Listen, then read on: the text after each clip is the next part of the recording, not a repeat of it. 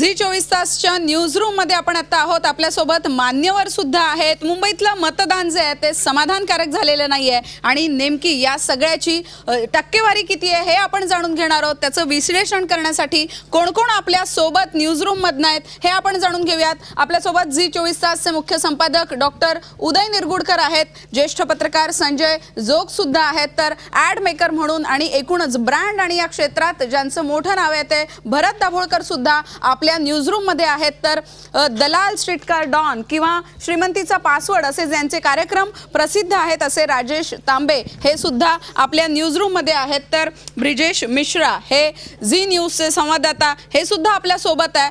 मुंबईतली नेमकी टक्केवारी किती आहे? राज्यभरात 19 ठिकाणी तिसऱ्या टप्प्यातलं मतदान होत आहे, तिथली टक्केवारी नेमकी काय आहे हे आपण समजून घेऊयात। सुरुवातीला आपण सगळ्यात जास्त मतदान कुठे झालंय हे पाहूयात। तर नंदुरबार मध्ये सर्वाधिक म्हणजे 35.50%। 1 वाजेपर्यंतच्या मतदानाची ही आकडेवारी आहे। सर्वाधिक मतदान नंदुरबार मध्ये झालंय, त्याखालोखाल मतदान औरंगाबाद मध्ये झालंय, 32% झालेलं आहे। पण मुंबईतली परिस्थिती जर आपण पाहिली तर 1 वाजेपर्यंत सरासरी 25% मतदान झालेलं आहे। ही आकडेवारी जी आहे ती मुंबईचं स्पिरिट म्हणून ओळखल्या जाणाऱ्या मुंबईकरांसाठी नक्कीच लांछन असणारी आहे, कारण खरंच मुंबईकरांचं जे स्पिरिट आहे ते का दिसत नाहीये, मतदानाच्या प्रक्रियेमध्ये मुंबईकर का सजगपणे सहभागी होत नाहीये हे जाणून घेणं महत्त्वाचं आहे। नेमकं किती टक्के मतदान कुठच्या भागात झालंय यावर एक नजर टाकूयात आपण। उत्तर मुंबईमध्ये 29.14% मतदान झालंय, उत्तर पश्चिम मुंबईमध्ये 25.07% मतदान झालंय। 1 वाजेपर्यंतचा हा आकडा आहे। तर उत्तर पूर्व मुंबईमध्ये 26.50% मतदान झालंय, उत्तर मध्य मुंबईमध्ये 24%, दक्षिण मध्य मुंबईमध्ये 27% आणि दक्षिण मुंबईमध्ये 22.30%। सगळ्यात कमी मतदान दक्षिण मुंबईमध्ये झालेलं आहे। मुंबईतली सरासरी जर आपण पाहिली तर 25% मुंबईतली सरासरी आहे। नंदुरबार आणि औरंगाबादमध्ये मात्र 35% मतदान गेलेलं पाहायला मिळतं। तर ठाण्यात 19.65%, कल्याणमध्ये 23.5%, भिवंडीमध्ये 19.22%, पालघरमध्ये 26.2% मतदान जे आहे ते झालेलं आहे। आणि म्हणूनच एकूणच मतदानाबद्दलची जी निराशा आहे मुंबईकरांमध्ये ती का पाहायला मिळते? त्याचा मार्केटवर काही परिणाम होणार आहे का? मोदींची लाट आहे देशामध्ये असं म्हटलं जात होतं, पण मग या लाटेचं काय झालं? मतदान करण्यासाठी मतदार राजा का बाहेर आला नाही? या सगळ्याचं विश्लेषण या सर्व मान्यवरांबरोबर आपल्याला करायचं आहे। सुरुवातीला आपण डॉक्टर उदय निरगुडकर झी 24 चे मुख्य संपादक आपण त्यांच्याकडनं समजून घेऊयात। सर, ही निराशा का दिसतीये? आत्ताचे आकडे जरी निराशाजनक असले तरी मला अशी खात्री आहे की संध्याकाळी 6 मतदान संपेपर्यंत मागच्या वेळेपेक्षा 4 ते 5% वाढ झालेली असेल। पण हे पुरेसं नाही, कारण मुळातच महाराष्ट्र हा नॅशनल ॲव्हरेज म्हणजे 58% जे मागच्या वेळी होतं 2009चं त्याच्यापेक्षा कमी तब्बल 8%, 50% होता, तर मुंबई 41% होती। आज आकडा असा दिसतोय की साधारणतः 25 ते 46% मुंबई जाईल, पण ही सुद्धा एक घोर निराशा आहे। मला असं वाटतं लोकशाहीचे फायदे उठवायला आपण सगळेजण पुढे असतो, परंतु लोकशाहीचं कर्तव्य पार पाडण्यामध्ये मात्र मुंबईकर कमी पडलेला आहे। ठाणेकर, ज्या ठाण्यात मी राहतो त्या ठाण्यातला आत्ता आकडा 19%वर दिसतोय। ही एक लांछनास्पद बाब आहे असं माझं स्पष्ट मत आहे। आणि एवढी मीडियानी कॅम्पेन करून, एवढी जागृती करून जर अशा प्रकारची लोक जर वागत असतील, झी 24 तासावर मध्यंतरी आम्ही दाखवलं होतं की मुंबईकर गेलेत कुठे, तर मुंबईकर सगळे कोकणातल्या आणि माथेरान महाबळेश्वरच्या हिल स्टेशनवर आम्हाला दिसत आहेत।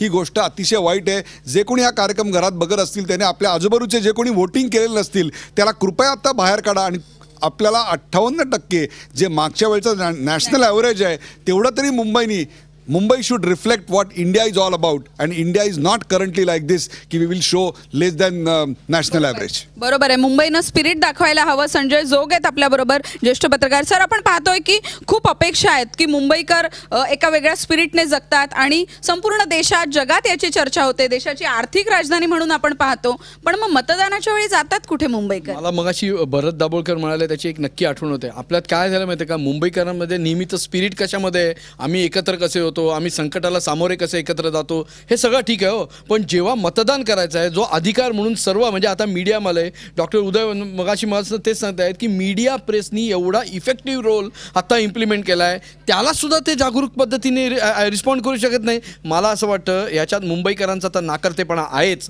पर्यायाने दुसरं त्यांना इथे नक्की सांगायचं होतं. मग ज्या वेळेला मुंबईकर अशा वेळेला टीका करत सुटतात की इथे अरे 60,000 कोटीचे प्रोजेक्ट चालू आहेत, ते झालेच नाहीत, पाणी म्हणजे नेहमीच साठतं, त्याने इथे मननिस्सारण होतच नाही, किंवा रस्ते आणि खड्डे आम्हाला पाशवीला पुजलेले आहेत.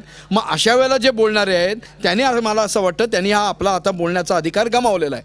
दुसरं महत्त्वाचं इथे सांगावं लागेल मला की एका बाजूला जर का पॉलिटिकल पार्टीज मग कुठलीही असेल, मला कुठली लाईन घ्यायची नाही, जेव्हा राजकीय पक्ष म्हणून जेव्हा अस्तित्वासाठी ते प्रश्न करतात तेव्हा राजकीय पक्षांची सुद्धा ही डेफिनेटली जबाबदारी असते की मतदारांची नोंदणी बरोबर झाली की नाही, मतदारांना आपल्या घरातनं मतदारा जे पोलिंग बूथ आहेत तिथपर्यंत आणण्याची जी खरोखरच व्यवस्था म्हणजे चांगल्या अर्थाने व्यवस्था म्हणतोय, कुठल्याही त्याच्या पद्धतीने राजकीय विश्लेषण किंवा राजकीय विचार न येता अशी आणली जाते की नाही. आणि तिसरा महत्त्वाचा की ज्या मोदींनी किंवा ज्या इव्हन राहुल गांधी जे सातत्याने म्हणत आहेत की 18 ते 28 वर्ष या वयातली जे मतदान करणारे आहेत ते खऱ्या अर्थाने क्रांतिकारक ठरणार आहे. अहो कुठे क्रांतीची गप्पा मारत बसायची, इथे स्वतः जसं काही जण ऑलरेडी म्हणजे तुमचं चॅनल दाखवत आहे, अहो गेले ना रत्नागिरी सिंधुदुर्गमध्ये काही जण मनालीला गेले का तर थंड हवेची ठिकाणं पाहिजेत, ऑलरेडी काहींनी फॉरेन बुकिंग केले आहेत. त्यामुळे अशा पद्धतीने नाठाळ्यांच्या जर का गप्पा ऐकायच्या असतील तर मुंबईकर म्हणून खरोखरच ही शेमलेस बाब आहे आणि कुठेतरी आपल्याला याची उणीव पुढच्या तरी इलेक्शनमध्ये भरून काढावीच लागेल. बरोबर आहे. आपण नेहमी आपल्या हक्कांबद्दल बोलतो, सोयी सुविधा आम्हाला मिळत नाही म्हणून तक्रार करतो,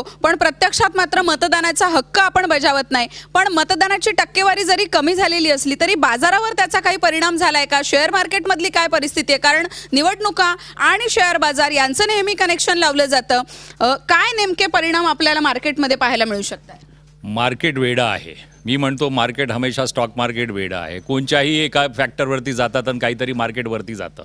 आज 22,000 आणि 23,000 आहे, पण it does not show the true reflection of the economy. That is number one. Jobs नाही आहे, तुमची ग्रोथ 9%वर 5%वर आली आहे. नवीन जे मुलं जे ग्रॅज्युएट येणार आहे काय वाजवणार घंटा, मंदिरामध्ये जाऊन फक्त हे वाजवायची घंटी. नोकरी नाही मुलांकडे, मुलांचे लग्न कशी होणार, नोकरी नाही, छोकरी नाही, काही नाही, वाट लागलेली आहे, नो ग्रोथ. आणि इथे सर्वात मोठी अजून शेमलेसगिरी की सर्वात लोएस्ट वोटिंग झाली. त्याच्या ह्यानी तर मला असं वाटतं हिंदीमध्ये म्हणतात चुल्लू भर पाणी में डूब मरो.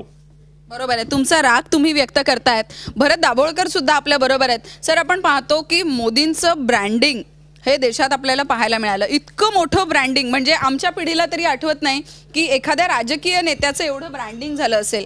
पण मग हे सगळे मोदीची जी लाट होती ती कुठे गेली? मतदानात मात्र काही असा फार फरक पडलाय असं काही जाणवलंच नाही. कारण असं आहे की मुंबईतले मतदार पॉलिटिकल ब्रँडिंगवरती मतं देत नाहीत. ह्याला एक अतिशय सोपा तोडगा आहे. मी मागे सांगितला होता की तुम्हाला जर काही जास्ती मतदान पाहिजे असेल मुंबईमधनं तर तुम्ही असा एक नियम काढायचा की ज्या सोसायटीमधनं हाऊसिंग सोसायटीमधनं 60% मतदान होईल तिकडे अर्धा तास आमिर खान येईल तुमच्यावर फोटो काढायला. ज्या सोसायटीमधनं 70% मतदान होईल तिकडे कतरिना कैफ येऊन तुमच्याशी फोटो काढून घेईल. हे झालं तर मुंबईतलं मतदान कमीत कमी 85% होईल. जबरदस्त फंडा सांगताय सर तुम्ही. हा शक्य होऊ शकतो का? आहे, शक्य होऊ शकतं हे. कारण सगळे बॉलिवूडचे लोक म्हणतात की आम्हाला देशाविषयी खूप प्रेम आहे, तर तुम्ही फक्त अर्धा तास द्या किंवा 15 मिनटं द्या, सोसायटीमध्ये जा, फोटो काढून घ्या, तुमची फिल्म प्रमोट करा आणि फक्त सोसायटीने हे प्रूव्ह करून दाखवायचं की आमच्या सोसायटीमधनं 70% मतदान झालं, 80च्या वरती झालं तर सलमान खान येईल. असं आपण अनाऊन्स केलं तर मुंबईमध्ये सर्वात जास्त देशामधलं मतदान होईल. अशी अनाउन्समेंट तुम्ही करणार आहात का? कारण या क्षेत्रात सगळे मित्र, तुमचा परिवार या माझे खूप मित्र आहेत. त्यांना सगळ्यांना मी सांगतो की तुम्ही इलेक्शनला उभे राहू नका, तुम्ही फक्त हे करा.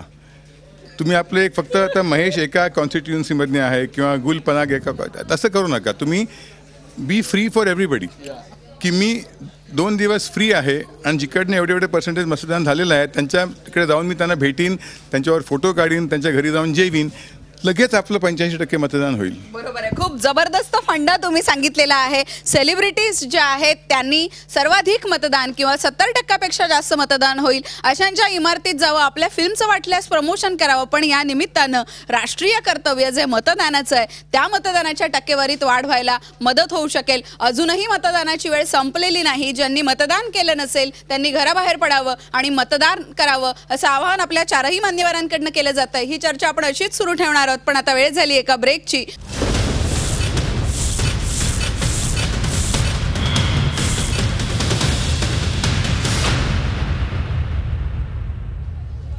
महाराष्ट्रात तिसऱ्या टप्प्यासाठी 19 जागांसाठी आज मतदान होत आहे. नंदुरबार आणि औरंगाबादमध्ये मतदानाची टक्केवारी ही काहीशी चांगली आहे, पण मुंबईमधली टक्केवारी मात्र समाधानकारक नाही आहेत. आपल्याबरोबर मान्यवर गेस्ट आहेत. झी 24 तासच्या न्यूज रूम मध्ये आपण आहोत. ब्रजेश मिश्रा सुद्धा आहेत, झी न्यूज से संवाददाता आहेत. आपण त्यांच्याशीच बोलूयात. सर, हम देख रहे हैं कि मुंबई में वोटिंग परसेंटेज भी बिल्कुल अच्छा नहीं है और बहुत सारे वोटर्स हैं जिनका नाम ही नहीं है. ये सब क्या मैस चल रहा है? जी बिल्कुल सही कहा, हाईली डिसअपॉइंटिंग है क्योंकि सुबह जब मैं खुद वोट देने गया था तो मुझे ऐसा लग रहा था कि काफ़ी अच्छा टर्न आउट होगा, क्योंकि सुबह सुबह करीब 6:45 बजे 100 लोगों की 100 लोगों की भीड़ थी वोटिंग काउंटर पे, वोटिंग बूथ पे. लेकिन अब जो नंबर्स आ रहे हैं बहुत डिसअपॉइंटिंग है. लेकिन मैं अभी होपफुल हूँ कि शायद होगा. एक जो समस्या बहुत सारी बूथ्स पर आ रही थी वो ये आ रही थी कि लोग जा रहे हैं वोट करने लेकिन उनके नाम गायब हैं. जैसा कि संजय जोग सर कह रहे थे कि बहुत इसमें आप हर बार नहीं बोलेंगे कि इलेक्शन कमीशन की गलती है.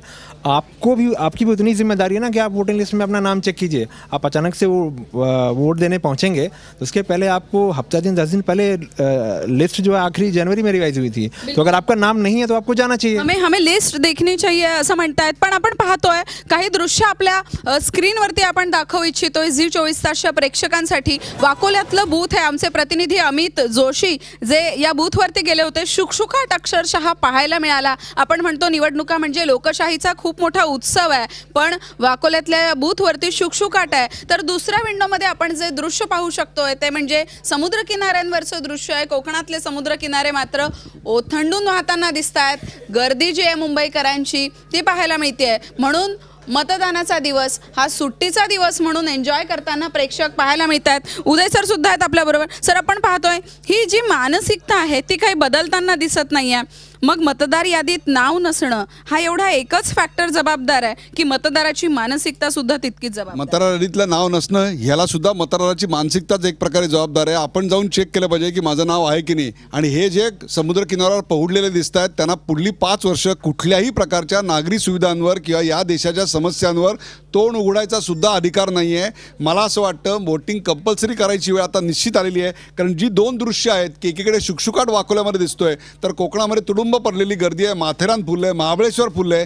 हे जे चित्र आहे ते अत्यंत भयानक आणि लांछनास्पद आहे असं मला वाटतंय. बरोबर आहे. वोटिंग कंपल्सरी झालं पाहिजे ही सुद्धा एक मागणी पुढे येताना दिसते आहे. पण मोदी ब्रँडचं नेमकं काय झालं? मोदींना मतदान करणारा जो एक वर्ग आहे त्याचबरोबर 2.5 कोटी नवमतदार या निवडणुकीत मतदान करतील अशी निवडणूक आयोगाने माहिती दिली होती. हे नवमतदार बाहेर पडले आहेत का? या सगळ्याची चर्चा आपल्याला अशीच सुरू ठेवायची आहे, पण आता वेळ झाली एका ब्रेक.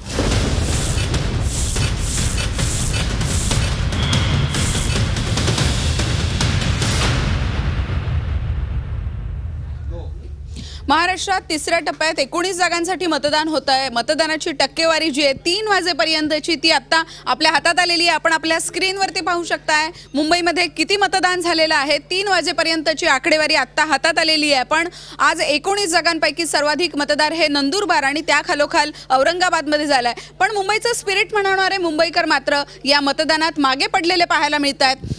एकूणच का नेमकी निराशा आहे? मुंबईकर बाहेर का पडत नाही आहेत? त्याबद्दल टीकेचा सूर जो आहे तो आपल्या सर्व पाहुण्यांकडनं ऐकायला मिळाला होता. पण मोदी ब्रँड म्हणून या निवडणुकीत प्रचंड गाजलेले पाहायला मिळाले. ॲड मेकर आणि ब्रँड क्षेत्रातले तज्ज्ञ भरत दाभोळकर आहेत आपल्या बरोबर. सर, नेमकं या ब्रँडचं तुम्ही या निवडणुकीसोबत कसं लिंकअप कराल? मला वाटतं की सध्याच्या म्हणजे गेल्या कित्येक वर्षात इफेक्टिव्ह पॉलिटिकल ब्रँड हा मोदी हा पहिला ब्रँड आहे. म्हणजे पूर्वी असे खूप आपल्याकडे ब्रँड्स होते पण तेव्हा टेलिव्हिजनवर अशी माध्यमं नसल्यामुळे ते इतके प्रमोट होऊ शकत नव्हते. सध्याच्या काळामध्ये सगळ्या इलेक्ट्रॉनिक असो किंवा बाकीचा नॉन इलेक्ट्रॉनिक असो किंवा सोशल मीडिया असो त्याचा उत्तम उपयोग करून घेऊन ब्रँड बनवणं हे फक्त मोदींनी साध्य केलेलं आहे. आणि मला वाटतं मोदी हा ब्रँड मोदी बनण्यामध्ये त्यांचा 30% सहभाग आहे आणि काँग्रेसचा 70% सहभाग आहे. कसं काय म्हणजे हे कळत नाही? काँग्रेसचं गेले 1.5 वर्ष प्रत्येक त्यांची जी कॅम्पेन होती ती रिॲक्टिव्ह कॅम्पेन होती. म्हणजे मोदी काहीतरी बोलायचे आणि त्या विषयावरती पुढचे 3 दिवस काँग्रेसचे वेगवेगळे नेते बोलायचे. म्हणजे याला आम्ही ॲडव्हर्टाईजमेंटमध्ये टॉप ऑफ माइंड म्हणतो की कुठलाही ब्रँड सक्सेसफुल व्हायला तुम्हाला टॉप ऑफ माइंड राहायला लागतं. म्हणजे पहिलं नाव तुम्हाला ते आठवलं पाहिजे. तर मोदींना टॉप ऑफ माइंड ठेवण्यामध्ये काँग्रेसचा मला वाटतं 70% सहभाग आहे. त्यामुळे मोदी यशस्वी झाले ब्रँडिंग करण्यामध्ये. पण मग ब्रँडिंगचा उपयोग काही झाला का? मतदान वाढलेलं दिसत नाही, बेसिकली तेच म्हणतोय ना मी मगाशी परत म्हणाले तसं आहे की ब्रँडिंगमुळे मोदींचं डेफिनेटली वलय वाढलं. पण दुर्दैवाने ज्या पद्धतीने BJP असेल किंवा काँग्रेस असेल त्या लेवलला ते मतदारांपर्यंत कसे आणता येतील ह्याकडे त्या ब्रँडिंगचा उपयोग करू शकले नाहीत ना. दुसरा महत्त्वाचा मुद्दा मी परत वारंवार सांगेन, म्हणजे तिकडे भंडारा गोंदियासारख्या ठिकाणी 73% मतदान होतं. किती पर्सेंटेज आहे तिकडे? 42% आता तिथे सेल्सिअस तिथे तापमान आहे. मुंबईमध्ये असेल ना 37%. एक दिवस तुम्ही 37% अशा तापमानामध्ये बाहेर येऊन आपलं जे राष्ट्रीय कर्तव्य ते वाचू शकत नाहीत किंवा करू शकत नाहीत. त्यामुळे एका बाजूला जर का मोदी ब्रँड असेल तर दुसऱ्या बाजूला तुम्ही स्वतःचा ब्रँड नाहीसा केला त्याचं वोटर, हे खरं निंदनीय आहे आणि त्याची दखल घ्यावीच लागेल मुंबईकर. राजकीय पक्ष मतदारांना बाहेर काढण्यात कमी पडले असं वाटतंय. सर, आपण पाहतो ही सगळी चर्चा गेले अर्धा तास सुरू आहे, पण काही असं वाटतंय का इतकं कमी मतदान झालंय? शुअर सीट कुठच्या मुंबईतल्या असा काही फील येतोय का? मला असं वाटतं मुंबई नॉर्थ ईस्ट ही जी सीट आहे त्या ठिकाणी आज मनसे लढत नाही आहे आणि तिकडे किरीट सोमय्या हे खूप प्रबळ दावेदार आहेत. मला असं वाटतं की मागच्या वेळची जी पाटील यांचं जे मताधिक्य होतं ते अत्यंत कमी होतं, त्यामुळे त्या ठिकाणी किरीट सोमय्या मला असं वाटतं की त्यांची जागा खूप पॉझिटिव्ह आहे. तीच गोष्ट मी मुंबई उत्तर ही म्हणेन की त्या ठिकाणी सुद्धा मनसे नाही आहे आणि तिकडे गोपाळ शेट्टी यावेळी काटेकी टक्करमध्ये आहेत आणि ती सीटसुद्धा ही भारतीय जनता पक्षासाठी अनुकूल आहे असं मला वाटतं. परंतु बाकीच्या कुठल्याही सीटवरचे अंदाज आता वर्तवणं वाटत नाहीये. कौन सी आपको लगता है 2 सीट्स श्योर लगती है की राय? कोणत्या शुअर सीट्स अगदी थोडक्यात? मला असं वाटतं गोपाल शेट्टी आणि बेसिकली किरीट सोमय्या यांची, कारण तिथे बेसिकली सामने अशी फाईट आहे.